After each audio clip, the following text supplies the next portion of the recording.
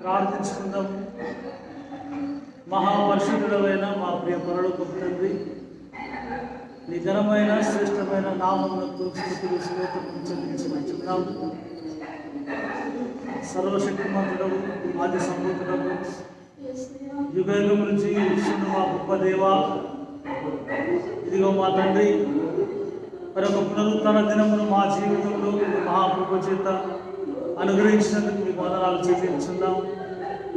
మరి ప్రభువా, ఈ సమయంలో మీ మార్పుతో సత్యముతో నేను ఆరాధించరాలను మా హృదయం ప్రభువా నీ వైపు లేవనెత్తుకొని నేను మహిమపరిచి ఘనపరచుండగా దేవాలయ యొక్క బలమైన పరిశుద్ధ ఆత్మశక్తిని మాపై కుమ్మరించండి.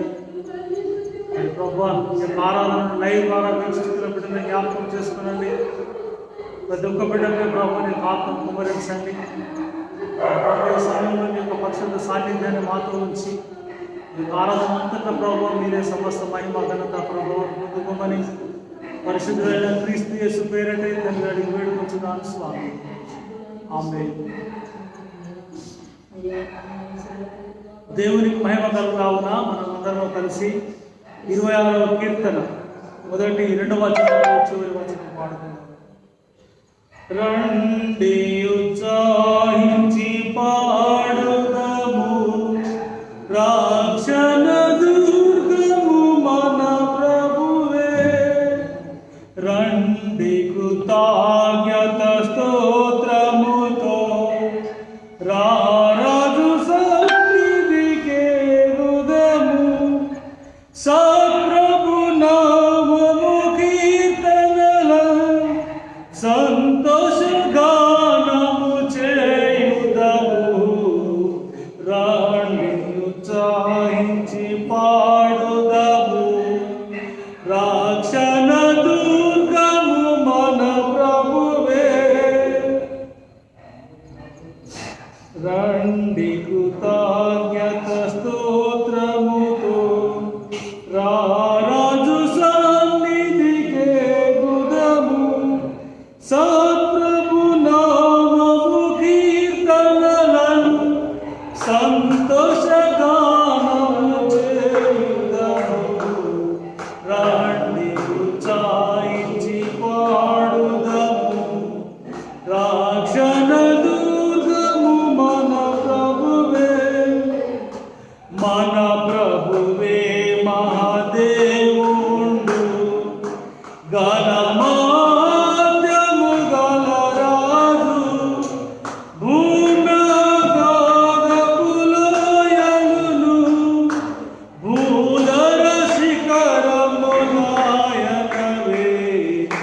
రండి ఉత్సాహించి పాడుదము, రక్షణ దుర్గము మన ప్రభువే. తండ్రి కుమార శుద్ధాత్మకును దగు స్తుతి మహిమలు కలుగక, ఆదిని ఇప్పుడు ఎల్లప్పుడు నైనట్లు యుగములు నౌనామే. తండ్రి కుమార శుద్ధాత్మకును దగు స్తుతి మహిమలు కలుగక.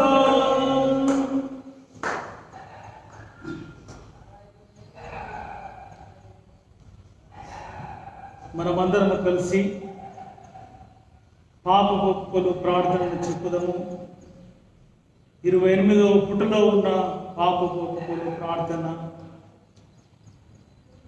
దేవా, నీ కృప చొప్పున నన్ను కడుగుము, నీ వాత్సల్య బాహుల్యం చొప్పున నా అతిక్రమలను తుడిచివేయము. నా దోషం పోవునట్లు నన్ను బాగుగా కడుగుము, నా పాపం పోవునట్లు నన్ను పవిత్రపరచుము. నా అతిక్రమములు నాకు తెలిసే ఉన్నవి, నా పాపం ఎల్లప్పుడూ నా ఎదుట ఉన్నది. నీకే విరోధముగా పాపం చేసి ఉన్నాను, నీ దృష్టి ఎదుట నేను చెడుతనము చేసి ఉన్నాను. కావున ఆజ్ఞ ఇచ్చినప్పుడు నీవు నీతిమంతుడకు ఆగకూడదు, తీర్పు తీర్చినప్పుడు నిర్మలను ఆగపడదువు. దేవా, నా యందు శుద్ధ హృదయము కలగజేయము. నా అంతరంగములో స్థిరమైన మనస్సును నూతనముగా పుట్టించుము. నీ రక్షణను నాకు మనలో పుట్టించుము. సమ్మతి గల మనస్సు కలగజేసి నన్ను దృఢపరచుము. ఆమేన్. కనికరముగా ఓ ప్రభువా, నీ విశ్వాసులు తమ పాపములన్నిటి నుండి పవిత్రపరచబడి నెమ్మది గల మనసుతో నిన్ను సేవించినట్లు వారికి పాపక్షమైన సమాధానం దయచేయమని మా ప్రభు అయిన యేసుక్రీస్తు ద్వారా వేడుకొనుచున్నాము. ఆమేన్.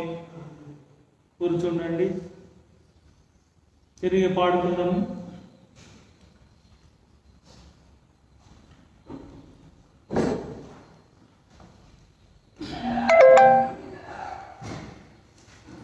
నూట 61 161.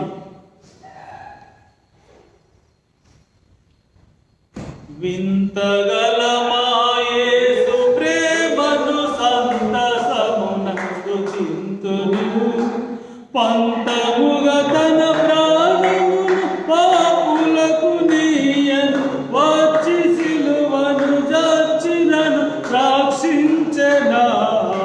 వింతగల యేసు ప్రేమను సంతసమునందు చింతును, ప్రీతి గల మా ప్రభుని కృప బహు ప్రియముతో పాటించును. సాధుగా నా కొరకు సిలువ చాలా శ్రమల భరించి జయించినను రక్షించెనా. వింతగల మా యేసు ప్రేమను సంతసమునందు పాడుటి మా యేసు ప్రేమను పాడుడి తన పాపత్రయము నిత్య శాపము పాపినను రక్షించెనా. యేసు ప్రేమను సంతసమునందు నిత్య జీవము నిండు నెమ్మది నిత్యము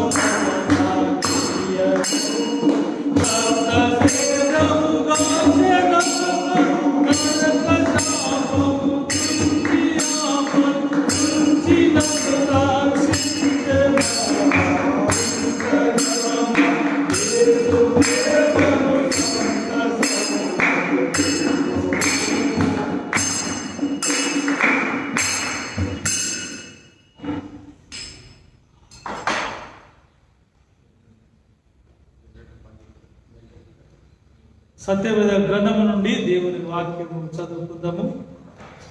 యెషయా గ్రంథము 6వ అధ్యాయము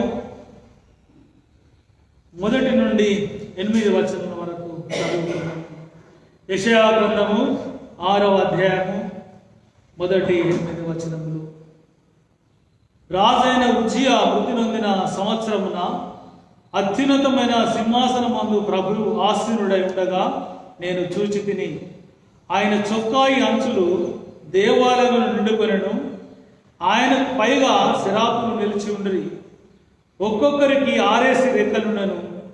ప్రతివాడు 2 రెక్కలతో తన ముఖమును, 2తో తన కాళ్ళను కప్పుకొనుచు 2తో ఎగురుచుండెను. వారు సైన్యములకు అధిపతి యెహోవా పరిశుద్ధుడు, పరిశుద్ధుడు, పరిశుద్ధుడు, సర్వలోకము ఆయన మహిమతో నిండి ఉన్నదని గొప్ప స్వరముతో గాన ప్రతిగానములు చేయుచుండ్రి. వారి కంఠస్వరం వలన గడప కమ్ముల పునాదులు కదులుచు మందిరము ధూపము చేత నిండగా నేను అయ్యో, నేను అపవిత్రమైన పెదవులు గల వాడను, అపవిత్రమైన పెదవులు గల జనుల మధ్య నివసించు వాడను, నేను నశించి తిని. రాజును సైన్యములకు అధిపతి యెహోవాను నేను కన్నులారా చూచితిని అనుకుంటుని. అప్పుడు ఆ శరాపులలో ఒకడు తాను బలిపీఠంపై నుండి కారుతో తీసిన నిప్పును చేత పట్టుకొని నా ఎద్దుకు ఎగిరి వచ్చి నా నోటికి దాన్ని తగిలించి, ఇది నీ పెదవులకు తగిలిన గనుక నీ పాపమునకు ప్రాయశ్చిత్తం ఆయను, నీ దోషము తొలగిపోయేను అనెను. అప్పుడు నేను ఎవరి పంపెదను, మా నిమిత్తం ఎవడు పోవునని ప్రభు సెలవే కాబట్టి అంతటా నేను చిత్తగించుము, నేనున్నాను, నన్ను పంపుమనగా ఆయన, నీవు పోయి ఈ ప్రజలతో ఇట్లను, మీరు నిత్యము వినిచుందురు కానీ గ్రహింపకుందురు, నిత్యము చూచుందురు కానీ తెలుసుకొనకుందురు. ఇంతటితో మొదటి పాఠం సరి. ఓ దేవా నీకు వందనములు. ఉత్తర ప్రత్యుత్తర పాఠముగా కీర్తనలు 148, కీర్తనలు 148.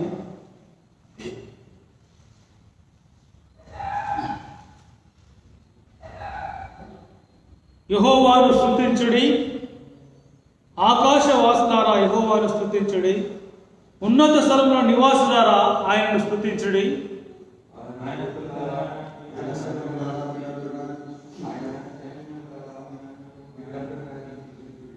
సూర్యచంద్రులారా ఆయనను స్తుతించుడి, కాంతిగల నక్షత్రములారా మీరందరూ ఆయనను స్తుతించుడి.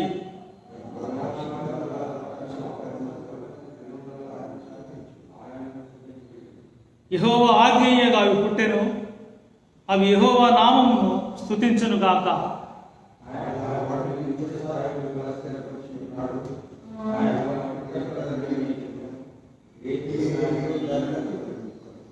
భూమి మీద ఉన్న మకరములారా, అగాధ జలములారా యెహోవాను స్తుతించుడి.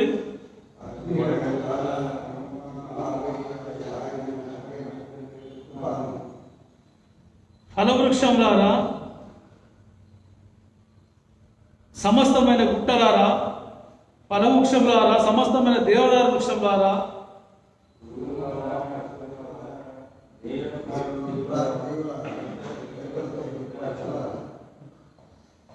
భూరాజులారా, సమస్త ప్రజలారా, భూమి మీద ఉన్న అధిపతులారా, సమస్త న్యాయాధిపతులారా యెహోవాను స్తుతించుడి.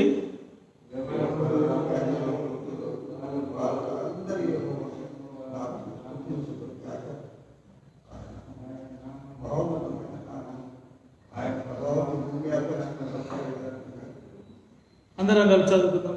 ఆయన తన ప్రజలకు ఒక శృంగమును హెచ్చించి ఉన్నాడు, అది ఆయన భక్తులందరికీ ఆయన చెంత చేరిన జనులకు ఇశ్రాయేలుకు ప్రఖ్యాతికరముగా ఉన్నది. యెహోవాను స్తుతించుడి. ఓ క్రీస్తు నీకు స్తోత్రములు. భక్తిగల పాఠంగా ప్రకటన గ్రంథము 4వ అధ్యాయము 1 నుండి 11 వచనములు చదువుతున్నాము. పత్రికల పాఠంగా ప్రకటన గ్రంథము 4వ అధ్యాయము 1 నుండి 11 వచనములు చదువుతున్నాము. ఈ సంగతులు జరిగిన తర్వాత నేను చూడగా, అదిగో పరలోకమునందు ఒక తలుపు తెరవబడి ఉండెను. మరియు నేను మొదట విన్న స్వరము బురధ్వని నాతో మాట్లాడగా వింటిని. ఆ మాట్లాడిన వాడు, ఇక్కడికి ఎక్కిరాము, ఇక మీదట జరగవలసిన వాటిని కనపరచదనను.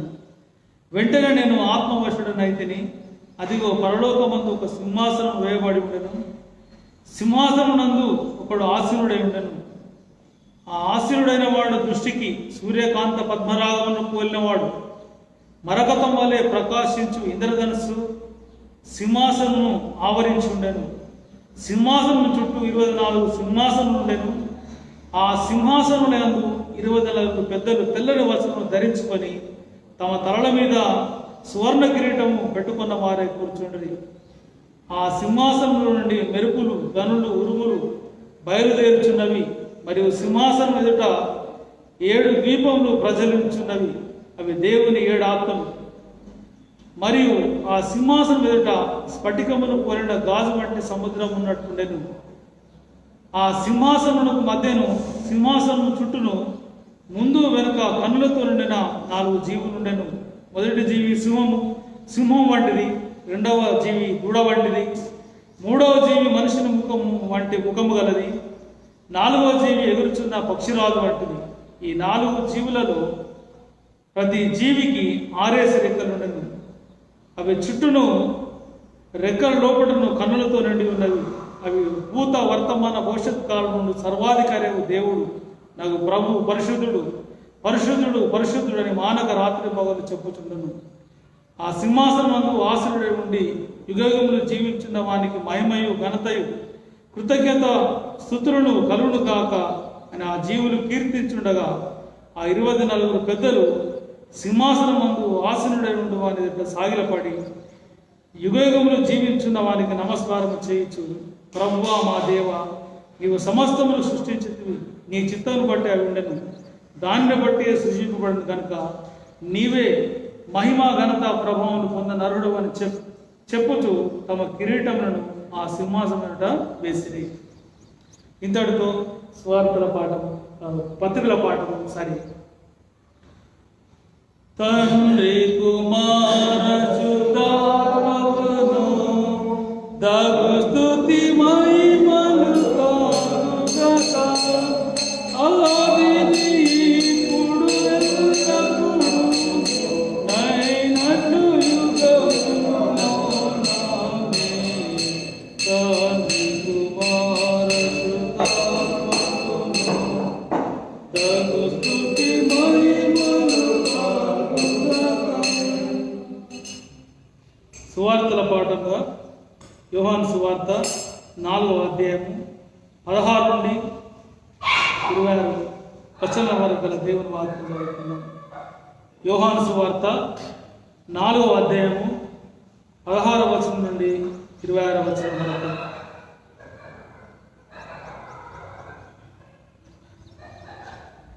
యేసు నీవు వెళ్ళి నీ పెనిమిటిని పిలుచుకొని ఇక్కడికి రమ్మని ఆమెతో చెప్పాను. ఆ స్త్రీ నాకు పెనిమిటి లేడనగా యేసు ఆమెతో నాకు పెనిమిటి లేడని నీవు చెప్పిన మాట సరి. నీకు 5 పెనిమిటి ఉన్నవాడు నీ పెనిమిటి కాదు, సత్యమే చెప్పుకోవాలి. అప్పుడు ఆయన స్త్రీ, అయ్యా నీవు ప్రవక్తవని గ్రహించున్నాను. మా పితరుడు ఈ పర్వతం ముందు ఆరాధించరు కానీ ఆరాధింపవలన స్థలం యెరూషలేములో ఉండదని మీరు చెప్పుదురని ఆయన అనగా యేసు ఆమెతో ఇట్లనెను, అమ్మా, ఒక కాలం వస్తున్నది, ఆ కాలం మందు ఈ పర్వతం మీద యెరూషలేములో మీరు తండ్రిని ఆరాధించరు. నా మాట నమ్మము. మీరు మీకు తెలియని దాన్ని ఆరాధించేవారు, మీరు మాకు తెలిసిన దాన్ని ఆరాధించేవారు. రక్షణ యూదులో నుండే కలుగుతున్నది. అయితే యథార్థంగా ఆరాధించేవారు ఆత్మతోనూ సత్యముతోనూ తండ్రిని ఆరాధించు కాలం వస్తున్నది, అది ఇప్పుడును వచ్చే ఉన్నది. తను ఆరాధించేవారు అట్టివారే కావాలని తండ్రి కోరుచున్నాడు. దేవుడు ఆత్మ కనుక ఆయనను ఆరాధించేవారు ఆత్మతోనూ సత్యముతోనూ ఆరాధింపవలను. ఆ స్త్రీ ఆయనతో, క్రీస్తనబడిన మెస్సయ్య వచ్చునని నేను ఎరుగుదు, ఆయన వచ్చినప్పుడు మాకు సమస్తము తెలియజేయనని చెప్పగా యేసు, నీతో మాట్లాడుచున్న నేనే ఆయనని ఆమెతో చెప్పాను. ఇతడితో సువార్తల పాఠం సరి. దేవుడిచ్చిన దివ్య వాక్యమే దేను మనము పావశుద్ధిని చేయు శుభవర్తమానం దీని పేరు దేవుడిచ్చిన దివ్య వాక్యమే దేను మనము. తిరిగి పాడుతున్నాము. 377 377.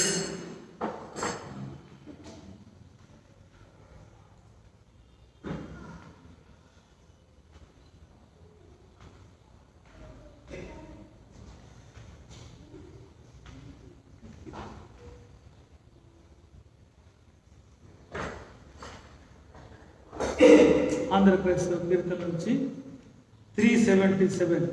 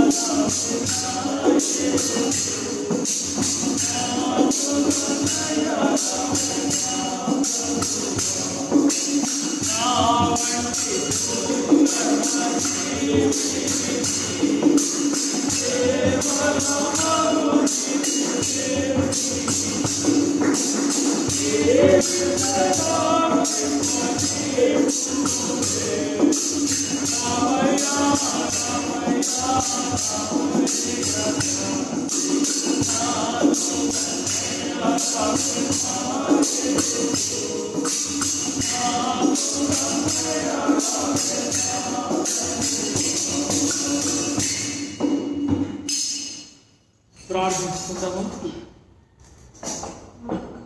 అత్యున్నత సింహాసనం మీద ఆశ్రయుడవై నిత్యము ప్రధాన దూతలతో పరిశుద్ధుడు పరిశుద్ధుడు పరిశుద్ధుడని కూడబడుతున్న మా ప్రియ పరలోకపు తండ్రి, మరొకసారి ప్రభు ఈ పునరుద్ధరణ దినమున నీ జీవవాక్యమును ప్రభు ధ్యానించకు మీరు మాకిచ్చిన ఈ గొప్ప కృప కొరకు వందనాలు చెల్లించున్నాం.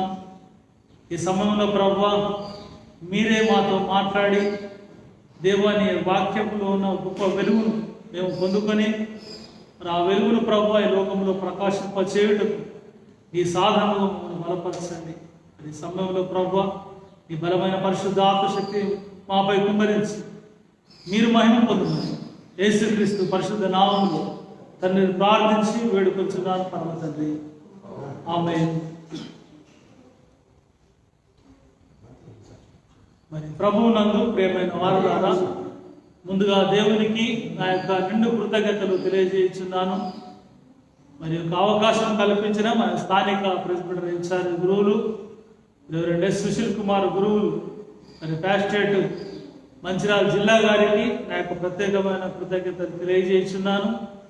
మరంత మాత్రమే కాదు, మరి ఈనాటి ఆరాధనకు ఎంతోమంది ఎదురు చూస్తూ వారి గృహములందు మరి ప్రస్తుతం ఇక్కడ మరి దేవుని ఆరాధించడానికి సంతోషంతో మరి యొక్క లైవ్ ప్రోగ్రాంలో పాల్గొనుతున్న మరి విశ్వాసులందరికీ మరి మన ప్రభువును రక్షకుడైన యేసు నామమును శుభములు తెలియజేస్తున్నాను.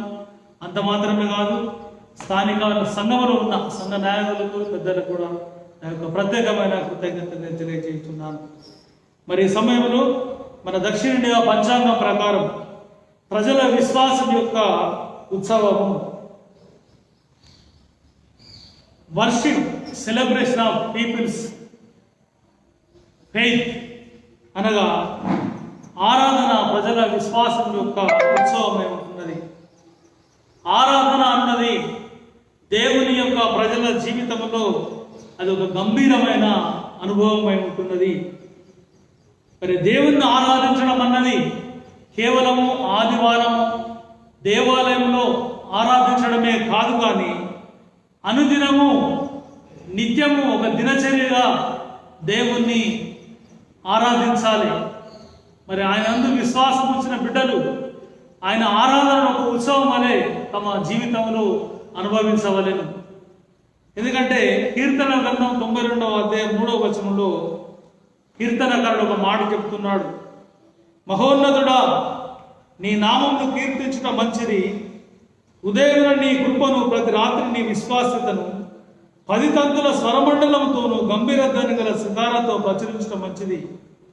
అనగా ఎవ్రీడే ఉదయం దేవుని కృపను ప్రతి రాత్రి దేవుని విశ్వాస్యతను కీర్తించుట గణపరచుట మంచిదని ఇక్కడ కీర్తనకారుడు తెలియజేస్తున్నాడు. మరి దేవుని ఆరాధించడం అంటే అది ఒక మతపరమైన సాంప్రదాయము ఆచారము కాదు. దేవుణ్ణి ఆరాధించడం అంటే బాహ్యంగా ఆచార కర్మకాండలకు అది పరిమితమైతే అది దేవుని ఆరాధన కానే కాదు. ఈరోజు ప్రజలు దేవుని ఆరాధించడం అనేది కేవలము అర్పణలు అర్పించి ఆ అర్పణలతో మాత్రమే సంతృప్తి చెందే కొంతమంది మరి ఈ లోకంలో ఉన్నారు. అది బాహ్య ఆచార కర్మకాండలు. మరి అటువంటి ఆరాధన కాదు. అనగా కేవలం మతపరమైన ఈ యొక్క నిష్ఠాగరిష్టలు పాటిస్తూ, ఆచారాలు పాటిస్తూ కేవలం అర్పణలు అర్పించినంత మాత్రాన అది ఆరాధన కాదు. కానీ హృదయపూర్వకంగా దేవుని సన్నిధికి వచ్చి దేవుణ్ణి ఆరాధించడమే నిజమైన ఆరాధన. ఇక్కడ మనం గమనించినట్లయితే కొన్ని స్థలాల్లో అనగా మతపరమైన స్థలాల కారణంగా దేశ హింస రెచ్చగొట్టబడుతున్నాయి. అనగా ఆరాధన ఒక వాదం కాకూడదు, కానీ ఆరాధన అనేది ఒక ఆధ్యాత్మిక అనుభవమై ఉండాలి. ఆరాధన ఒక ఆధ్యాత్మిక అనుభవం.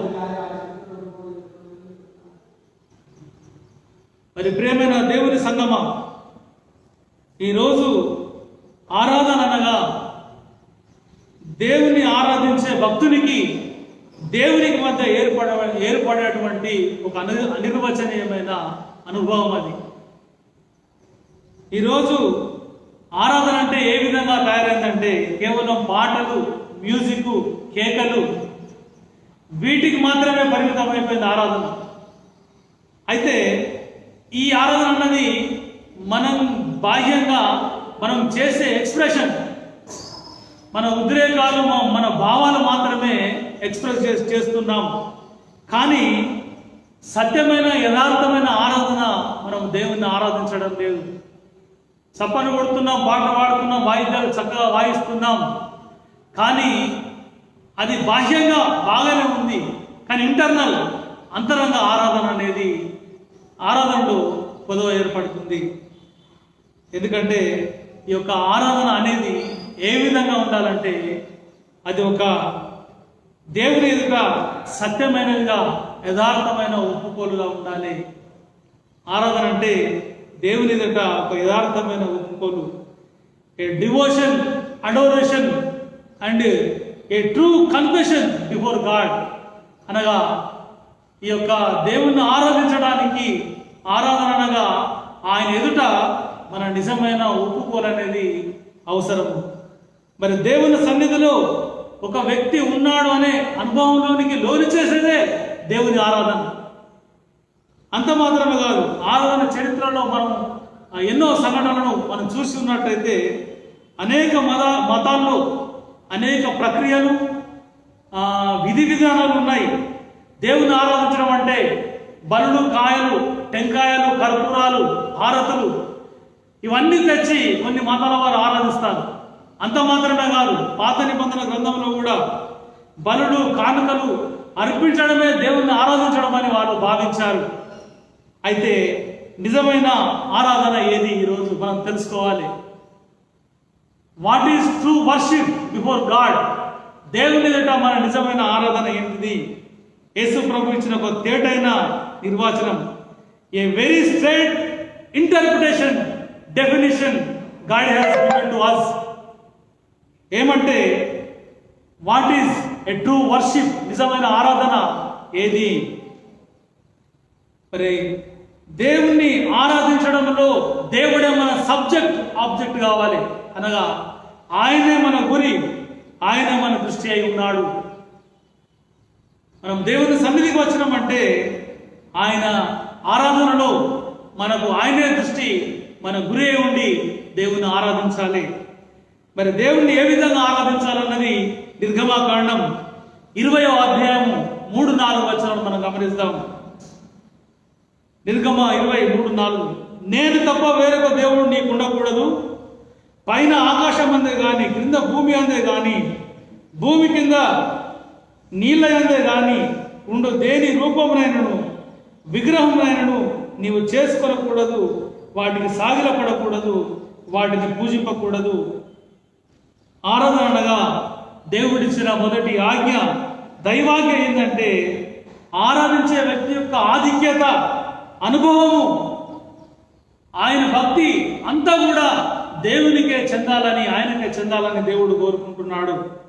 యేసు ప్రభు కూడా ఒకసారి యేసు ప్రభుని అడిగారు, ఆజ్ఞంలో ప్రధానమైన ఆజ్ఞ ఏదయ్యా అంటే యేసు ప్రభు స్టేడియో ఒక జవాబు ఇచ్చాడు. నీ దేవుడనే యెహోవాను నీ పూర్ణ హృదయంతోనూ, నీ పూర్ణ ఆత్మతోనూ, నీ పూర్ణ బలముతోనూ, నీ పూర్ణ శక్తితోనూ దేవుణ్ణి ఆరాధించాలి. అనగా దేవుణ్ణి ప్రేమించడం అంటే ఆరాధించడం అని ఇక్కడ మనం తెలుసుకోవాలి. ఎందుకంటే నీ దేవుడైన ప్రభువును నీ పూర్ణ హృదయంతో, నీ పూర్ణ ఆత్మతో, నీ పూర్ణ బలముతో, శక్తితో ప్రేమించాలి. దేవుణ్ణి ప్రేమించడమే నిజమైన ఆరాధన. అదే ట్రూ వర్షిప్. మరి ఇలాంటి ఆరాధనను దేవుడు కోరుచున్నాడు. మరి దేవుని ఆరాధన అంటే ఏంటో మనము తెలుసుకుంటే మన యోగ్యత, అయోగ్యతలు, మన కష్టాలు, కన్నీళ్లు, మన బాధలు అవన్నీ పక్కన పెట్టేసి దేవుణ్ణి ఆరాధించడమే మన జీవితంలో ధ్యేయంగా పెట్టుకుంటాం. మరి ఆ సమయంలోనే మన జీవితాల్లో తెరవబడిన హృదయంతో దేవుని సన్నిధికి మరి వెళ్తున్నాం. మరి ప్రియమైన దేవుని సంగమా, ఆరాధన అంటే దేవుణ్ణి ముందుగా నిన్ను నీవు తెలుసుకోవడం, రెండవది దేవుణ్ణి తెలుసుకునే అనుభవంలోనికి మనం రావాలి. అనగా తెరవబడిన హృదయాలతో దేవుని సన్నిధికి రావాల్సిన వారం ఉంటున్నాం. మరి ఇక్కడ ఒక హృదయం తెరవబడ్డది, దేవుని సన్నిధిలో ఒప్పుకున్నది. ఎవరామె? యోహాను సువార్త 4వ అధ్యాయం 16వ వచనం నుండి మనం చూసినట్టయితే ఒకటి చక్కటి మాట ఇక్కడ ప్రభుల వారు మరి ఒక సమరయ స్త్రీతో మాట్లాడుతూ కొన్ని మాటలు, మరి ఆ సంభాషణను మనం గమనిద్దాం.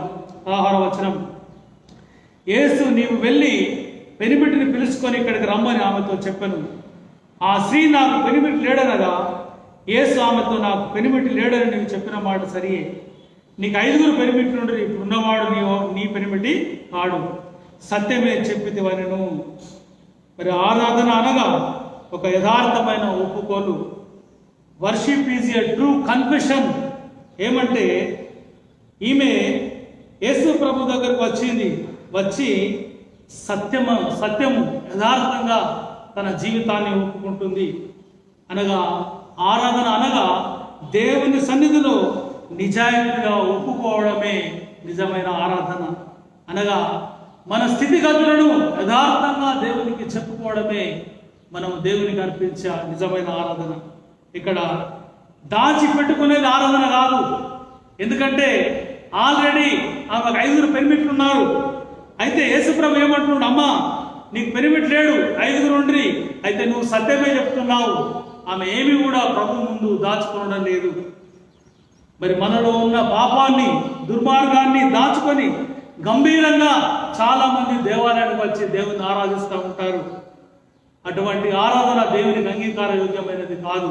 అంత మాత్రమే కాదు, అటువంటి ఆ పాపాన్ని దాచుకొని దేవుని సన్నిధిలోనికి ఆరాధించామంటే దేవుణ్ణి చీటింగ్ చేసిన వారం ఉంటాం.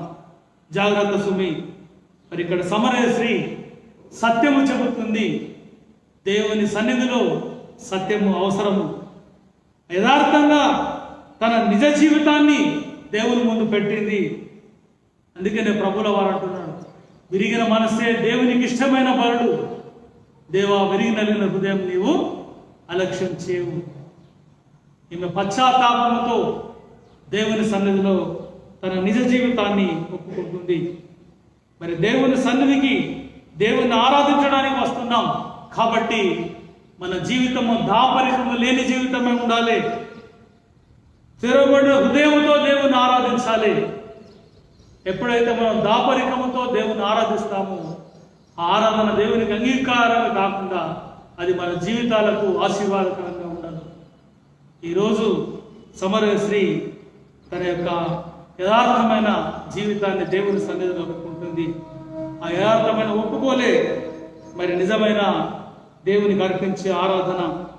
మరి మన నిజస్థితి మనకు ఎరుకపరిచే స్థలం ఏది? మనకు నిజస్థితి కావాలి. అయితే ఆ నిజస్థితి మనకు తెలియజేసే స్థలం ఏది? 1 కొరింథీ 14వ అధ్యాయం 25వ వచనం చూడండి ప్రియులారా. 1 కొరింథీ 14వ అధ్యాయం 25వ వచనం.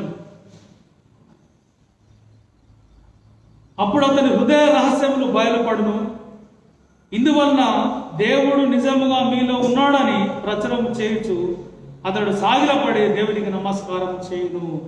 చూడండి, దేవుని ఎరగని వాడు, అవిశ్వాసి అయిన వాడు ఆరాధన స్థలంలో అడుగు పెడితే, అవిశ్వాసి అయిన వాడు, దేవుడంటే ఎన్నడూ తెలియని వాడు దేవుడు ఆరాధించే సమూహంలోనికి ప్రజల మధ్యకు వచ్చినప్పుడు ఏమి జరుగుతుందంటే అతని హృదయ రహస్యములు బయలుపడుతున్నవి. ఆ తర్వాత అప్పుడు అతడు ఏం చేస్తున్నాడంటే సాగిలపడి నమస్కారం చేస్తున్నాడు.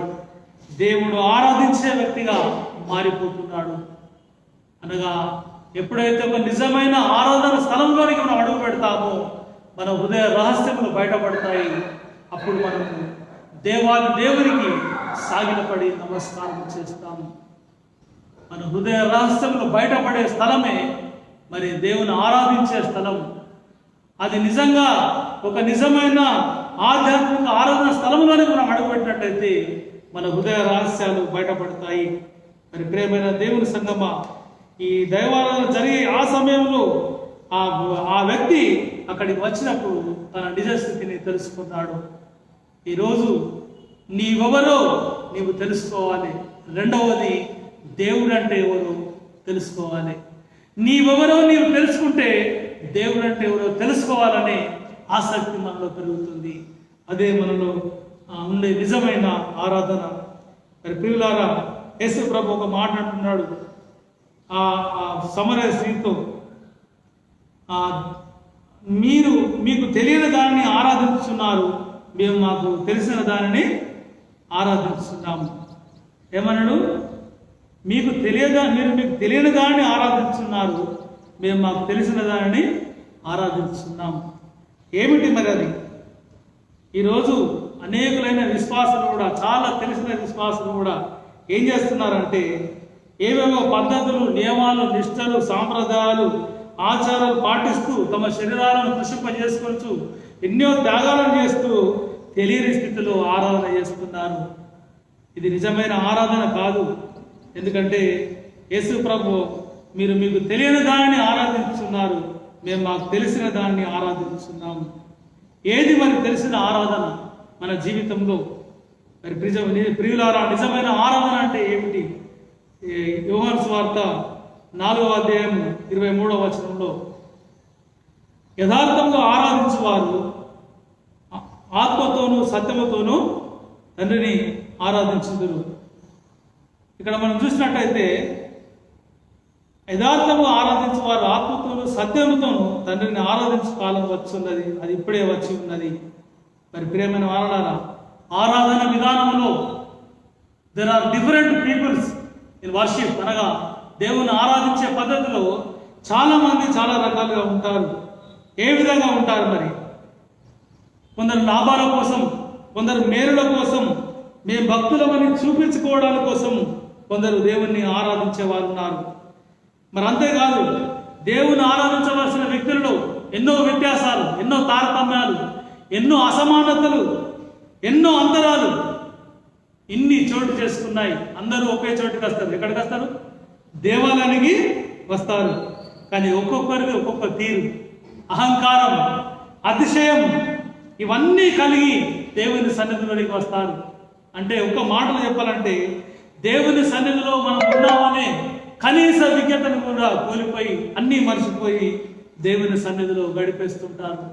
మరి ప్రియమైన దేవుని సంగమా, మనం గమనించాలి, యథార్థంగా ఆరాధించేవారు ఎవరు? ఆత్మతోనూ సత్యముతోనూ దేవుని ఆరాధించేవారు.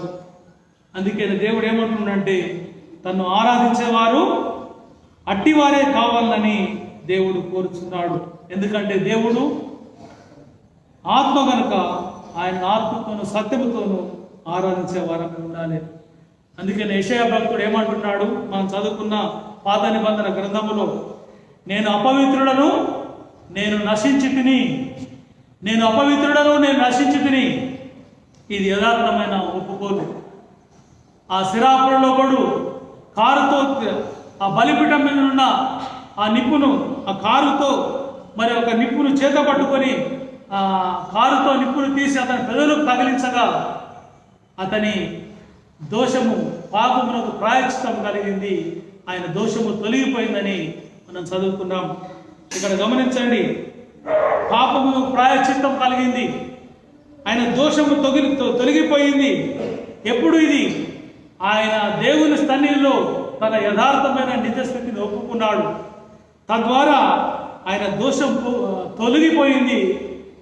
చివరిగా ఆయన దేవుని సేవ కొరకు పంపబడ్డాడు. దేవుని కొరకు ఒక పనిముట్టుగా, ఒక పాత్రగా యెషయా భక్తుడు వాడబడ్డాడు. ఆయన నిజ స్థితిని ఒప్పుకుంటున్నాడు. అయ్యో, నేను అపవిత్రుడును, అపవిత్రమైన ప్రజలు గల జనుల మధ్య నేను నివసించున్నాను, నేను నశించి తిని. ఇది యథార్థమైన జీవితం. మరి ప్రియమైన దేవుని సంగమా, మనం గమనించాలి, మన జీవితంలో అటు యథార్థత ఉన్నదా? ఇక్కడ మళ్ళీ సమరస్త్రీని మనం జ్ఞాపకం చేసుకున్నట్లయితే, ఆమె నాకు పిరిమిట్ లేడు, నేను ఉంచుకున్న వాళ్ళతో బతికేస్తున్నాను. యథార్థంగా దేవుని సన్నిధిలో ఆమె ఒప్పుకున్నది.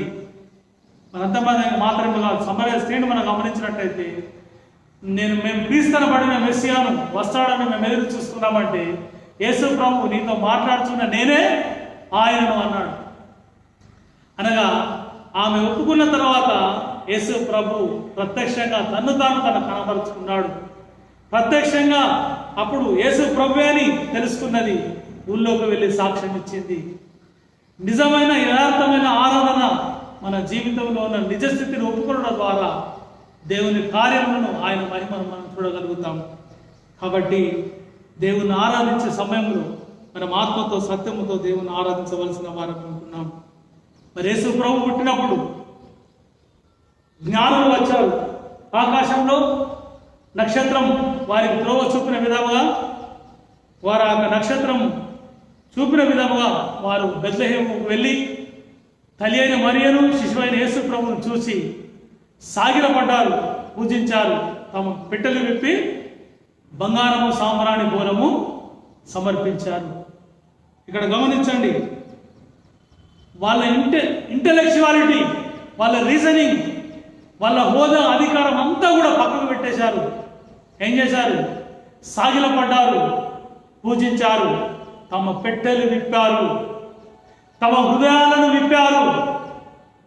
They open their heart to worship God. అనగా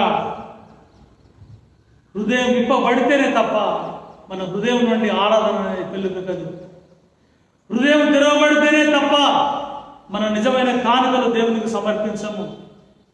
ఈరోజు దేవుని సర్వ సృష్టికర్తైన దేవుని నేను ఆరాధించున్నాను.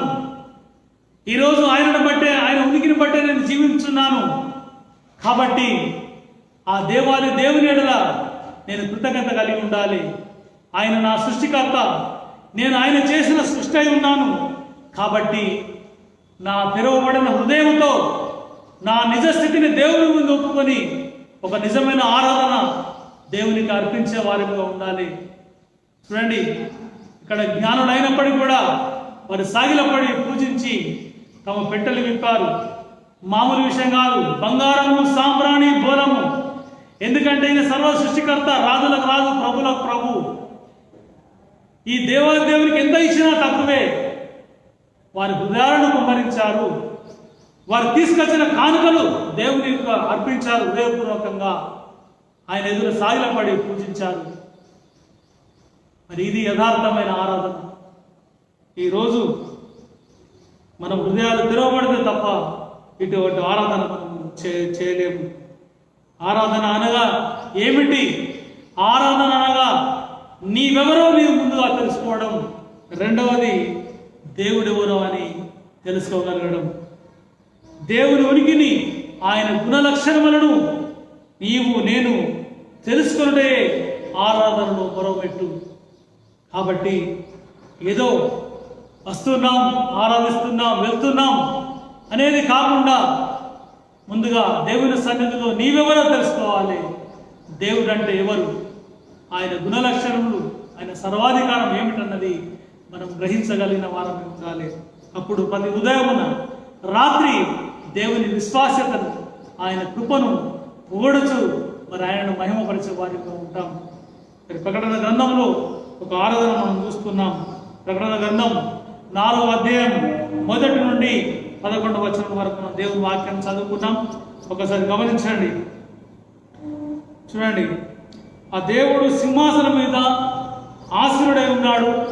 చుట్టూ పరిశుద్ధులు, పెద్దలు ప్రోగై ఆయనను ఆరాధిస్తున్న దర్శనాన్ని యోహాను భక్తుడు చూచాడు. ఆ ఆరాధన ఎలా జరుగుతుందో నేను ఇప్పుడు మీకు చూపించబోతున్నాను.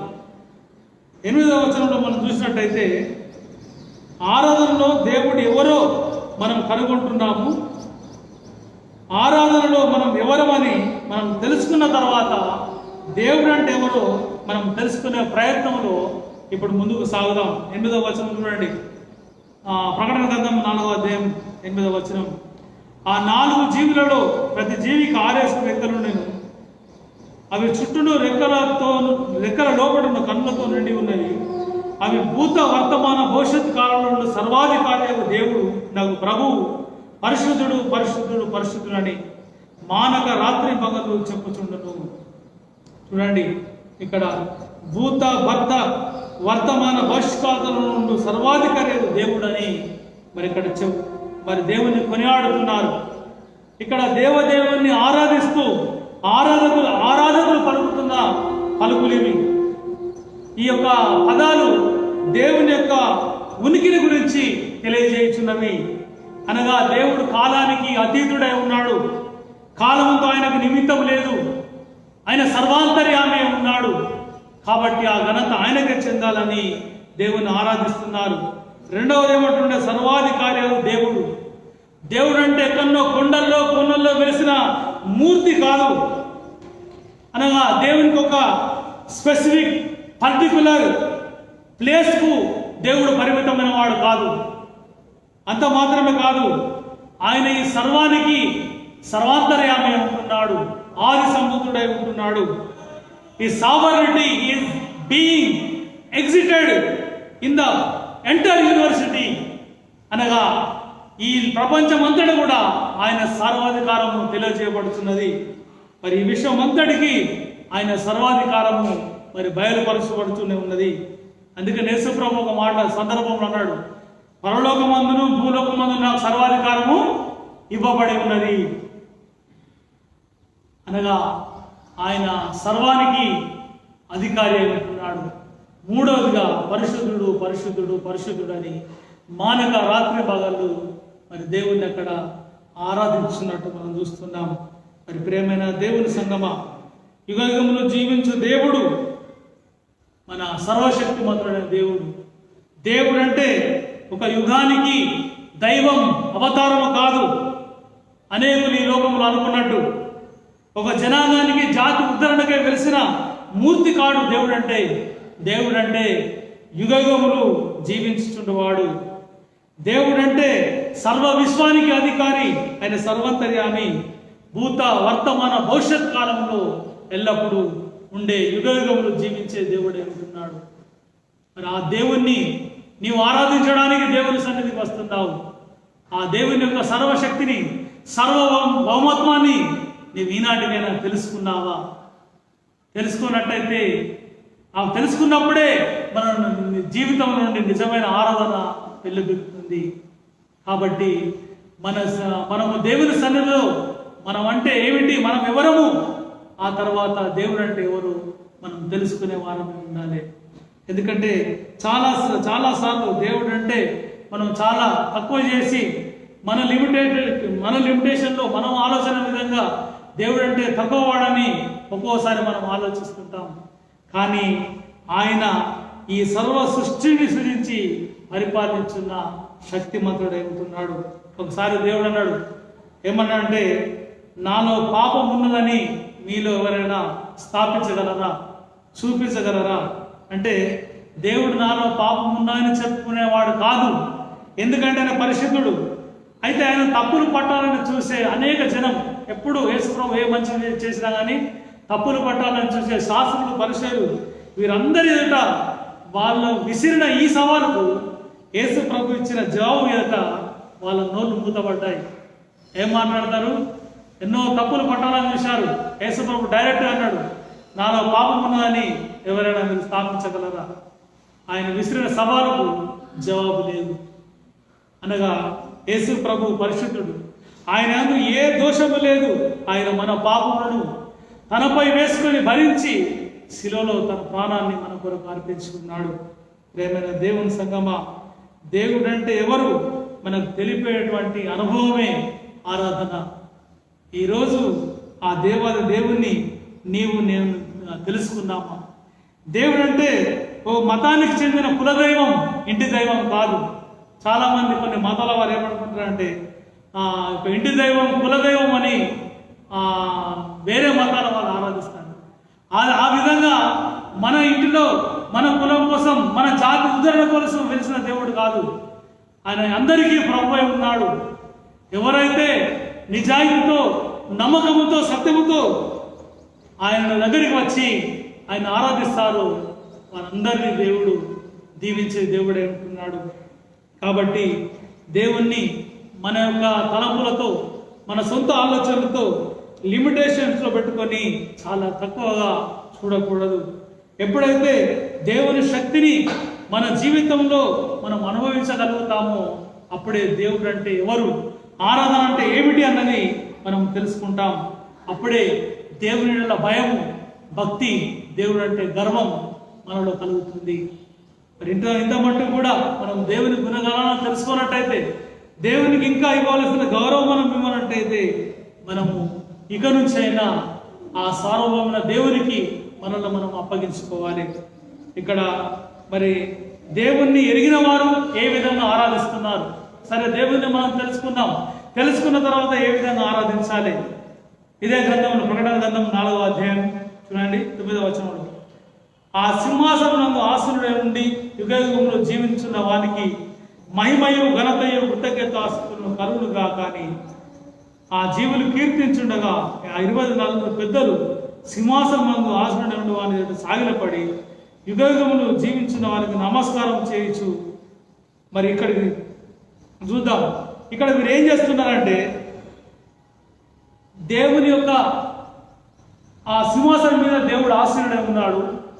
వీళ్ళందరూ కూడా ఏం చేస్తున్నారంటే ఆయనకు మహిమ, ఘనత, కృతజ్ఞతాస్తుతి కలుగునుగా కానీ దేవుణ్ణి గణపరుచున్నారు. మరి దేవుణ్ణి తెలుసుకున్న వారి నోటి నుండి, హృదయం నుండి ఏం రావాలంటే దేవునికే మహిమ, ఘనత, ప్రభావం. ఈరోజు ఆరాధనలు మనుషులను పోవడానికి, గణపరచడానికి ఏమైనా అంటే సెల్ఫ్ సెంటర్డ్ అయిపోయినాయి. అంటే తమ ప్రచార సాధనాలను మనుషులను పోగొట్టుకున్నదే ఈరోజు జరిగే ఆరాధనలు. మరి ఇటువంటి పరిచర్యలు ఈ లోకంలో ఎన్నో జరుగుతున్నాయి. అవి నిజమైన ఆరాధన కాదు. అయితే ఇక్కడ పరలోక ఆరాధన ఏ విధంగా జరుగుతుందో మనం చూస్తున్నాం. ఇది ఒక పవిత్రమైన ఆరాధనను మనం చూస్తున్నాం. వీరి పెద్దలు ఏమంటున్నారంటే మహిమ, ఘనత అని దేవునికి మరి స్తుతులు చెల్లించున్నారు. దేవుని ఘనపరచడే మనిషి యొక్క ధ్యేయము కావాలి కానీ మనిషిని ఫోకస్ చేయడము కాదు. వారు సాగిలపడ్డారు, నమస్కారం చేశారు, వారి కిరీటాలను ఏం చేశారు? పడవేశారు. ఇక్కడ చూడండి, ఇదే అధ్యాయంలో 11వ అధ్యాయం చివరి భాగంలో, దానిని బట్టి సృజింపబడిన కనుక నీవే మహిమయు ఘనతయు ప్రభావం పొంద నరుడం అని చెప్పుచు తమ కిరీటములను ఆ సింహాసనం ఎదుట పడవేసి. చూడండి, వారు కిరీటాలు ధరించుకున్నారు, సింహాసనం మీద కూర్చున్నారు. కానీ వారు ఏం చేశారంటే దేవుని ఎదుట సాగిలపడి నమస్కారం చేసిండ్రు.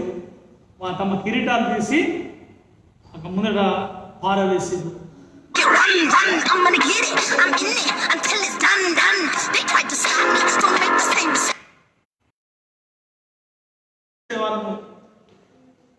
మనము దేవుని సన్నిధిలో తగ్గించుకునే వారం ఉండాలి. మన హోదా, మన అతిశయము, గర్వము సమస్తము పక్కకు పెట్టాలి. వీళ్ళు తమ కిరీటాలను అక్కడ పారవేసి ఏమంటున్నారు? యుగయుగములు జీవించు దేవునికి ఘనత, మహిమ, ప్రభావం పొంద నరుడు అని చెప్పుచు తమ యొక్క కిరీటములను అక్కడ పారవేస్తున్నారు. మరి ఈరోజు దేవాలయానికి, దేవుని సన్నిధికి వచ్చే మనము దేవుని ఏ విధంగా ఆరాధిస్తున్నాం? మనలో అతిశయము, గర్వము, మనకున్న హోదా, కీర్తిని బట్టి అవి ఏవి కూడా పక్కన పెట్టకుండా మన కిరీటాలు మన తల మీదే పెట్టుకొని దేవుని అతిశయముతో ఆరాధిస్తున్నామా? అది నిజమైన ఆరాధన కాదు. ఇక్కడ ఈ పరిశుద్ధులు మరి వీరు పెద్దలు పరలోకం ఆరాధన జరుగుతుంది. అక్కడ ఏమంటున్నారు? మహిమ, ఘనత, కృతజ్ఞతాస్తుతులు యుగయుగములు జీవించే దేవునికే కలుగును గాక. ఈరోజు దేవుని ఆరాధించే మన ఆరాధన ఏ విధంగా ఉన్నది? దేవుని ఎదుట యథార్థంగా ఒప్పుకోలు చేసే అనుభవమే ఆరాధన. దేవుడు అంటే నీకు తెలిసి వచ్చే అనుభవమే ఆరాధన. నీ భావనలో, నీ అనుభవంలో, నీ దృష్టిలో, దృక్పథంలో దేవుడు విస్తరించాలి. లిమిటేషన్స్లో ఉండకూడదు. నీ గురించిన నీ దర్శనం, దేవుడు నీకు ఇచ్చిన దర్శనం, దృక్పథం నీ జీవితంలో విస్తరించాలి. కానీ నీ సొంత అనుభవాలతో, ఆలోచనలతో దేవుణ్ణి తక్కువ చేయకూడదు. మరి దేవుని ఆరాధించనే విశిష్ట అనుభవంలో దినదినం మనం ముందుకు ఎదగాలి ప్రియులారా. మరి ఈరోజు దేవుడు, నీవు, నేను, మనమందరము దేవుణ్ణి తెలుసుకోవాలి. ఆయన ఎవరు, ఆయన గుణగణములేంటి, ఆయన లక్షణములేంటి. నువ్వు తెలుసుకున్నట్లయితే నీవు దేవునికి మహిమ, ఘనత, కృతజ్ఞతాస్తుతి అర్పిస్తావు. ఇక్కడ దేవుణ్ణి ఎరిగిన, తెలుసుకున్న పెద్దలు ఆయన కృతజ్ఞతాస్తుతులు, మహిమ, ఘనత, ప్రభావములు చెప్పుచున్నారు. మరి ప్రియమైన దేవుని సంగమ, ఈరోజు నీకు నీవుగా, నాకు నేనుగా తెచ్చుకున్న అతిశయము, అతిశయకారులు అన్నీ పక్కన పెట్టాలి. మన జీవితాలు మారాలి. దేవుడు మన హృదయంలో నివసించాలి. ఆయన ఆత్మతో అభిషేకింపబడాలంటే మనం దేవుని ఎదుట ఒక నిజమైన, యథార్థమైన ఒప్పుకోలు మనకు అవసరం. ఇక్కడ సమరయ స్త్రీ తన నిజ జీవితాన్ని ఒప్పుకున్నది. యేసు ప్రభు ఆ ముందు నేనే ఆయనని ఆమెకు తెలియపరుచుకున్నాడు. ఆమె ఊళ్ళోకి వెళ్ళి సాక్ష్యం ఇచ్చింది. యెషయా భక్తుడు, నేను అపవిత్రుడను, అపవిత్రమైన జనుల మధ్యనే నివసిస్తున్నాను, అయ్యో నేను నశించితిని అని అన్నప్పుడు ఆ కారుతో తీసిన నిప్పు అతని పెదవులు కదిలించినప్పుడు అతని దోషము తొలగిపోయింది. వెంటనే ప్రభు సేవకు పంపబడ్డాడు. ఇక్కడ రెండు విషయాలు మనం చూసినట్టయితే, ఒక యేసు ప్రభువును చూడగలిగింది, తన నిజ స్థితిని చెప్పుకున్నప్పుడు క్రీస్తు కొరకు సాక్ష్యం ఇచ్చింది. ఇదిగో నేను అన్య జనుల మధ్య, అపవిత్రమైన జనుల మధ్య ఉన్నాను, నేను పాపిని తను ఒప్పుకున్నాడు. ఇది యథార్థత. ఆ ఒప్పుకోలను బట్టి దేవుడు తన సేవకు అంగీకరించాడు.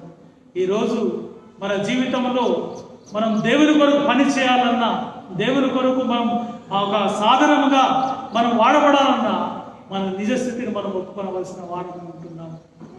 మరి ఎంత మటుకు మరి మన నిజస్థితిని ఎప్పుడు మనం యథార్థంగా దేవుని సన్నిధిలో పెడతామో అప్పుడే దేవుని యొక్క దేవుని ఆరాధించే అనుభవం ఉన్న ఆ గొప్ప దీవెనను మనం పొందుకుంటాం. ఎందుకంటే ఇక్కడ అతిశయము, గర్వము ఆయన పాదాల ఎదుట పడవేయాలి. తమ కిరీటాలు పడవేశారు. జ్ఞానం కూడా సాగిలపడి పూజించారు, దేవుణ్ణి ఘనపరిచారు. అనగా ఇదొక ఏమంటే అల్టిమేట్ ఎక్స్ప్రెషన్. కాబట్టి అటువంటి ఎక్స్ప్రెషన్ మనం తెలియజేయాలి. కానీ దాచిపెట్టుకొని దేవుని సన్నిధిలోకి ఎప్పుడు రాకూడదు.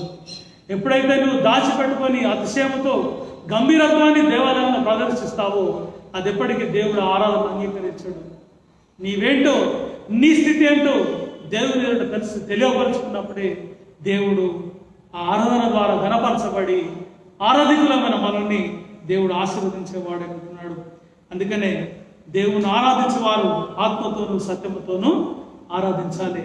చివరిగా కీర్తన 147, 148 మొదటి 2 వచనాలు చూద్దాం. ఇక్కడ దేవుని ఆరాధించమనే ఒక గంభీరమైన విషయాన్ని మనం ఇక్కడ చూడగలుగుతాం. కీర్తనలు 148. యెహోవాను స్తుతించండి, ఆకాశవాసులారా యెహోవాను స్తుతించండి, ఉన్నత స్థలంలో నివాసులారా ఆయనను స్తుతించుడి, ఆయన దూతలారా మీరందరూ ఆయన స్తుతించుడి, ఆయన సైన్యములారా మీరందరూ ఆయన స్తుతించుడి. దూతలు, ఆకాశము, ప్రకృతి, సూర్యచంద్ర నక్షత్రాలన్నీ కూడా దేవాది దేవునికి స్తుతులు చెల్లించున్నాయి. అంత మాత్రమే కాదు, ఇక్కడ 13వ వచనంలో చూసినట్టయితే అందరూ యెహోవా నామమును స్తుతించుదురు గాక, ఆయన నామం మహోన్నతమైన నామం, ఆయన ప్రభావం భూమి ఆకాశం పైగా ఉన్నది, ఆయన తన ప్రజలకు ఒక శృంగం హెచ్చించి ఉన్నాడు, అది ఆయన భక్తులందరికీ ఆయన చెంచజేరిన జనులకు ఇశ్రాయేలుకు ప్రఖ్యాతికరంగా ఉన్నది. యెహోవాను స్తుతించుడి. అనగా ఆయన సర్వాధికారి, భూత వర్తమాన భూత భవిష్యత్ కాలంలో ఉండే దేవుడై ఉంటున్నాడు. ఆ సర్వాంతర్యామి, ఆది సంబుద్ధుడు, యుగయుగములు జీవించే దేవుడు, నిన్ను నన్ను సృష్టించిన సృష్టికర్తను ఆరాధించడానికి నువ్వు వస్తున్నావు. ఒక ఆర్డినరీ మనిషిని కాదు, లేకుంటే టైంపాస్ దేవాలయానికి వచ్చి దేవుని ఆరాధించడం కాదు. నిన్ను నన్ను సృష్టించిన సృష్టికర్తను, దేవా ఈ జీవాన్ని ఇచ్చావు, ఈరోజు ఆయుష్ని ఇచ్చావు, అందుకనే ప్రభు నీ సన్నిధికి వచ్చి నేను ఆరాధిస్తున్నాను. అంత మాత్రమే కాదు, నీ దేవుని సన్నిధికి వచ్చిన మనం మన యథార్థ స్థితిని ఒప్పుకున్నప్పుడు అది ఆయనకు అంగీకారంగా ఉంటుంది, దేవునికి మహిమకరంగా ఉంటుంది. మరి అట్టి ఆరాధనే కావాలని దేవుడు కోరుతున్నాడు. తను ఆరాధించే వారు ఎటువంటి వారు కావాలి? ఆత్మతో సత్యముతో దేవుని ఆరాధించేవారు. అట్టి వారే తండ్రికి కావాలి. మనలో ఎంతమంది ఉన్నాం ఆ విధంగా? ఒక నిజమైన ఊరుకు, ఒక యథార్థత కలిగి మన దేవుని సన్నిధిలో మన స్నేహితుని చెప్పుకోవచ్చు. ఆత్మతో సత్యముతో ఆరాధించటకు మరి దేవుని కృప మీద ఆధారపడదాం. ఆ విధంగా మనం ఆరాధించగా దేవాది దేవుడు మనల్ని ఆశీర్వదించడం. అట్టి దేవుని గొప్ప కృప మనందరికీ దేవుడు దయచేయగా.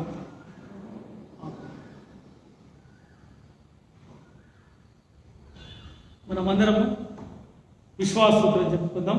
24 ఉన్న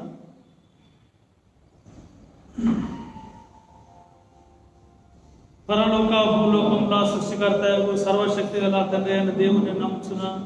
ఆయన అద్వితీయ కుమారుడు మన ప్రభు అయిన యేసుక్రీస్తు నమ్ముచున్నా. ఈయన పరిశుద్ధాత్మ వలన కన్యకు మరియ గర్భమున ధరింపబడి ఆమె పుట్టింది. కొద్ది పిల్లలు కాలమందు బాధపడి వేయబడి చనిపోయి పాతి పెట్టబడి అదృష్టలోకం నుండి దిగింది. 3వ దినమున చనిపోయిన వారిని తిరిగి లేచి పరలోకముకి సర్వశక్తి గల తండ్రి అయిన దేవుని కుడి చేతులకు కూర్చుంటున్నాడు. సజీవులకును మృతులకును తీర్పు తీర్చి పక్కన ఆయన వచ్చును. పరిశుద్ధాత్మ నమ్ముచున్న పరిశుద్ధ సార్వత్రిక సంఘం, పరిశుద్ధుల సహవాసం, పాప క్షమాపణ, శరీర పునరుత్థానం, నిత్య జీవం నమ్ముచున్నాం. ప్రకటనలు గమనించండి.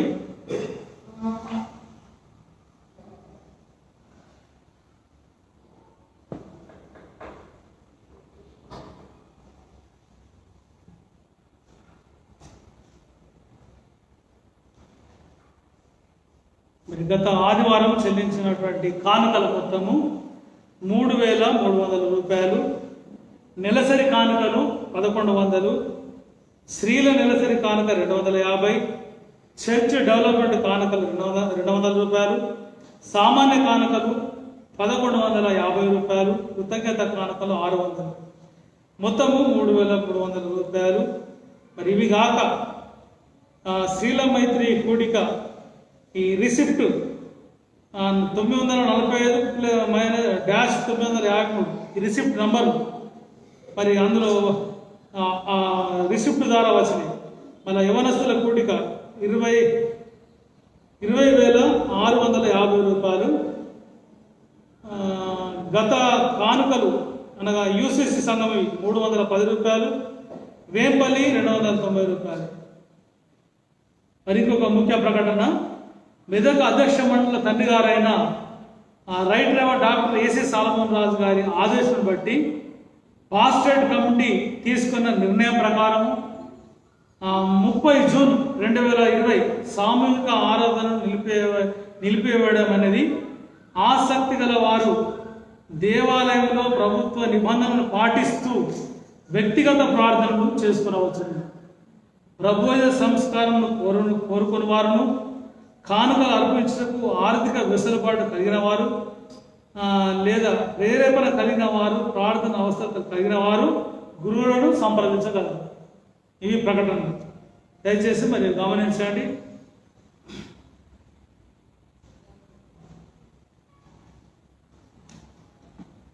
మరి ఎవరైనా విజ్ఞాపన ప్రార్థన చేయదలుచుకుంటే చేయవచ్చు.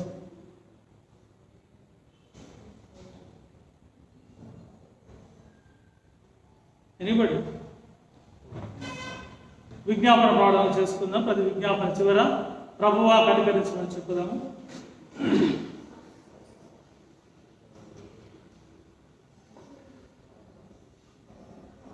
పైనుండి వచ్చి సమాధానం కొరకును మన ఆత్మల రక్షణ కొరకును ప్రభును ప్రార్థించుదుము. ప్రభువా కనికరించుము. లోకమంతటి సమాధానము కొరకును దేవుని యొక్క పరిశుద్ధ సంఘముల క్షేమం కొరకును వాటి ఐక్యత కొరకును ప్రభును ప్రార్థించుదుము.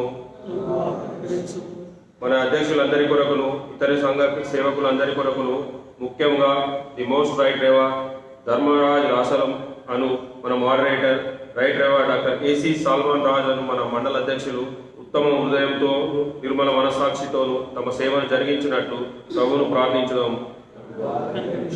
మన దేశ పరిపాలకుల కొరకును అధికారంలో ఉన్న వారందరి కొరకును ప్రభువును ప్రార్థించుదాము. రోగుల కొరకును బాధపడుచున్న వారి కొరకును దుఃఖించు వారి కొరకును మరణించుచున్న వారి కొరకును ప్రభువును ప్రార్థించుదాం. పేదల కొరకును ఆకలి బాధ గల వారి కొరకును తల్లిదండ్రులు లేని వారి కొరకును వితంతుల కొరకును శ్రమలను అనుభవిస్తున్న వారి కొరకును ప్రభువును ప్రార్థించుదాము. చీకటిలో నుండి ఆశ్చర్యకరమైన తన వెలుగులోనికి మనల్ని పిలిచిన వారి శ్రేష్టత్వములను మనం ప్రచురపరచుగలాగున మన కొరకును క్రీస్తునామమును ఒప్పుకొని వారందరి కొరకును ప్రభువును ప్రార్థించుదాం. ఈ లోకమందు తనను సేవించి ఇప్పుడు విశ్రాంతి అందున్న తన సేవకులందరితో పాటు నిత్యానంద సంపూర్ణతలోనికి మనం ప్రవేశించలాగున ప్రభువును ప్రార్థించుదాం. ప్రార్థించడము. సర్వశక్తి గల నిత్యుడవగు దేవా, సంఘం యొక్క శరీరం అంతటినీ ఆత్మ చేరి శుద్ధి చేయించున్నావు కదా. నీ పరిశుద్ధ సంఘంలోని నానా స్థితిలో మనుషుల కొరకు మేము నీ ఎదుట చేయి మా విన్నపములను ప్రార్థనలు అంగీకరించము.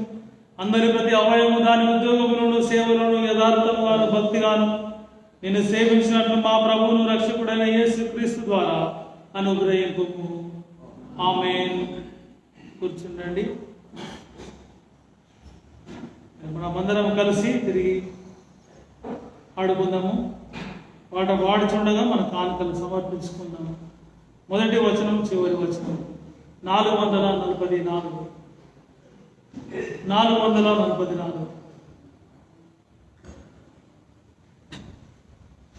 జ్యోతిగా మము చేయుము దేవా, ఈ లోకమున నీ ఖ్యాతి నిలుపగ చేయుము దేవా. జ్యోతిగా మము చేసి మాలో క్రీస్తు మార్గము బయలుపరచి నీతి ప్రేమల తోడు స్వయము నింపి మము నడిపించుమయ్యా. జ్యోతిగా మము చేయుము దేవా, ఈ లోకమున నీ ఖ్యాతి నిలుపగ చేయుము దేవా.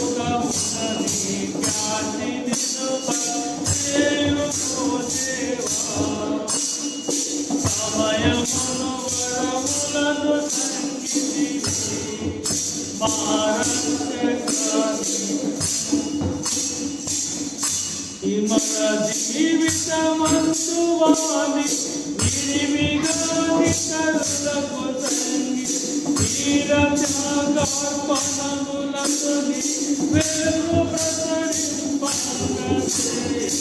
జ్యోతినామము చేయుము దేవా, ఈ లోకమున నీ ఖ్యాతి నిలుపగ చేయుము దేవా.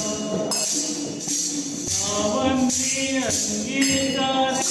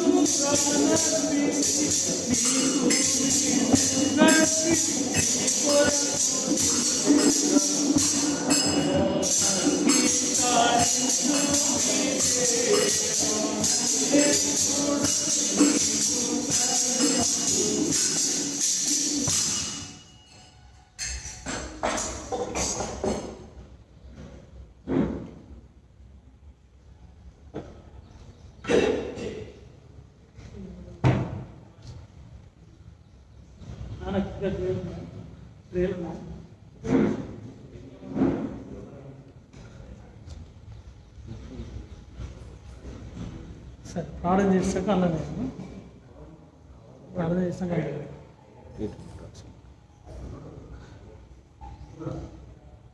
ప్రసంగి పాల్ ఏముంది బర్త్డే కదా. ఓకే, రాజేంద్ర గారు ప్రార్థించుకుందాం.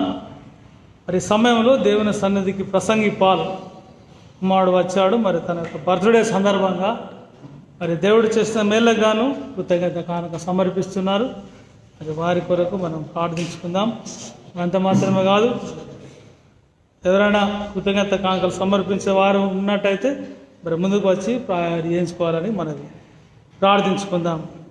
మహాపరిశుద్ధుడమైన మా ప్రియ పరలోకపు తండ్రి, నీ ఘనమైన ప్రశస్తమైన నామమునకు స్తుతులు స్తోత్రములు చెల్లించుకొంచున్నాం. ఇదిగో దేవ భూమి ఆకాశం నుండి సమస్తం నీదై ఉంటున్నది. నీవు ఇచ్చిన దాని నుండి ప్రభువా మేము నీకు తిరిగి చెల్లించిన కానుక ఏపాటిది. కానుకలతో పాటు మా హృదయములను మీరు అంగీకరించి ఇదిగో ప్రభువా మేము నిజమైన ఆరాధన మీకు అర్పించే నీ బిడ్డలంగా నీ ఆత్మతో సత్యముతో ప్రభువా మమ్మల్ని అభిషేకించండి.